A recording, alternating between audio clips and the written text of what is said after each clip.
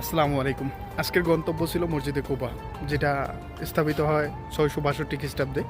প্রিয় নবী হযরত মুহাম্মদ সাল্লাল্লাহু আলাইহি সাল্লাম 662 খ্রিস্টাব্দে মক্কা থেকে যখন মদিনা হিজরত করতে আসেন, তখন প্রথম মদিনাতে আসার পরে প্রথম এখানে অবস্থান করছেন 3 দিনের মতন।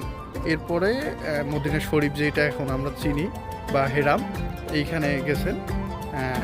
এই জায়গাটার নাম তখন কুবা ছিল, এই কারণে এই মসজিদটার নাম দেওয়া হয়েছে, নামকরণ করা হয়েছে মসজিদে কুবা।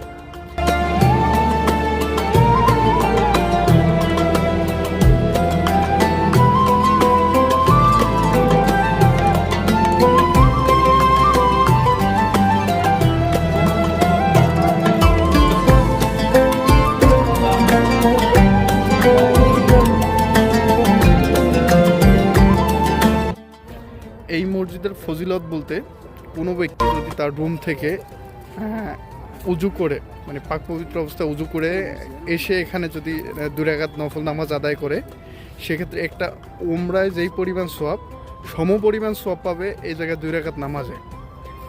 এবং হলো এই মসজিদে একসাথে প্রায় 20,000 মুসল্লি নামাজ আদায় করতে পারবে। এত বড় এই মসজিদটা। যারা মদিনা আসবেন অবশ্যই কষ্ট করে হলো এটা ঘুরে যাবেন। মদিনার খুব কাছে, প্রায় 3-3.5 কিলোর মতন মনে হয় যে দূরত্ব।